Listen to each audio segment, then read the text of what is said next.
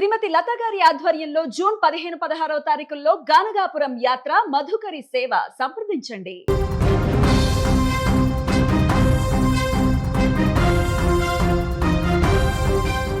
తుపాకీ మోతతో అమెరికా మరోసారి దద్దరిల్లింది.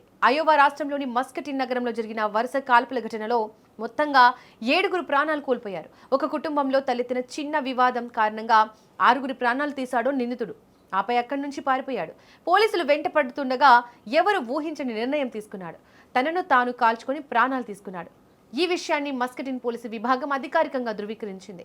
ఇక పోలీసులు తెలిపిన వివరాల ప్రకారం మస్కటిన్ నగరంలోని పార్క్ అవెన్యూలో ఉన్న ఒక నివాసంలో కాల్పులు జరిగాయంటూ నిన్న మధ్యాహ్నం 12:12 ప్రాంతంలో అత్యవసర విభాగానికి సమాచారం అందింది. సమాచారం అందుకున్న వెంటనే పోలీసులు అత్యవసర వైద్య సిబ్బంది ఘటనా స్థలానికి చేరుకున్నారు. అయితే అప్పటికే ఆ ఇల్లు రక్తసిక్తంగా మారింది. తుపాకీ గాయాలతో పడి ఉన్న 4 వ్యక్తులను అధికారులు గుర్తించారు. వారిని కాపాడేందుకు వైద్య సిబ్బంది ప్రయత్నించినప్పటికీ తీవ్ర గాయాల కారణంగా వారు ఘటనా స్థలంలోని ప్రాణాలు కోల్పోయినట్లు ప్రకటించారు. ఈ దారుణానికి ఒడిగట్టిన వ్యక్తిని మస్కటిన్ కు చెందిన 52 ఏళ్ల ర్యాన్ విల్లిస్ మెక్ ఫార్లాండ్ గా దర్యాప్తు సంస్థలు ప్రాథమికంగా గుర్తించాయి. అయితే పోలీసులు అక్కడికి చేరుకోవడానికి ముందే నిందితుడు ఆ నివాసం నుంచి పరారయ్యాడు. అయితే సంచలనం సృష్టించిన ఈ ఘాతుకానికి పాల్పడిన నిందితుడి కోసం లా ఎన్ఫోర్స్మెంట్ అధికారులు తక్షణమే గాలింపు చర్యలు చేపట్టారు. ఈ క్రమంలోనే ఒక పాదచారుల వంతెన సమీపంలో నిందితుడు ర్యాన్ విల్లిస్ పోలీసులకు కనిపించాడు. అయితే భద్రతా దళాలు అతనిని చుట్టుముట్టేలోపే నిందితుడు తనను తాను తుపాకీతో కాల్చుకుని ఆత్మహత్యకు పాల్పడ్డాడు. అధికారులు అతనికి వైద్య సహాయం అందించేందుకు ప్రయత్నించినప్పటికీ ఫలితం లేకుండా పోయింది. ఈ కేసు దర్యాప్తు ముమ్మరం చేసిన పోలీసులకు మరికొన్ని షాకింగ్ నిజాలు తెలిసాయి. నిందితుడు కేవలం ఒక్క చోట మాత్రమే కాకుండా నగరంలోని విభిన్న ప్రాంతాల్లో ఈ మారణ హోమానికి పాల్పడినట్లు స్పష్టమైంది. దర్యాప్తులో భాగంగా మిల్ స్ట్రీట్లోని మరో నివాసాన్ని శోధించగా అక్కడ తుపాకీ గాయాలతో పడి ఉన్న ఒక వ్యక్తి మృతదేహం లభ్యమైంది. అంతటితో ఆగకుండా గ్రాండ్ వ్యూ అవెన్యూలోని ఒక వ్యాపార సముదాయాన్ని తనిఖీ చేయగా అక్కడ కూడా ఒక వ్యక్తి బుల్లెట్ గాయాలతో మరణించి ఉండటాన్ని పోలీసులు గమనించారు. మరోపక్క ఈ వరుస హత్యలపై స్పందించిన మస్కటిన్ పోలీసు విభాగం ప్రాథమిక ఆధారాల ప్రకారం ఇదొక కుటుంబ వివాదంగా భావిస్తున్నట్లు వెల్లడించింది.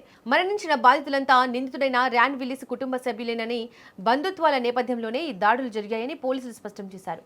పథకం ప్రకారమే నిందితుడు వేర్వేరు ప్రాంతాలకు వెళ్లి వరుసగా తన కుటుంబ సభ్యులను కాల్చి చంపినట్లు తెలుస్తోంది. ప్రస్తుతం ఈ ఘటనకు దారితీసిన ఖచ్చితమైన కారణాన్ని విశ్లేషిస్తూ కేసును అన్ని కోణాల్లోనూ లోతుగా దర్యాప్తు చేసినట్లు ఉన్నతాధికారులు ప్రకటించారు.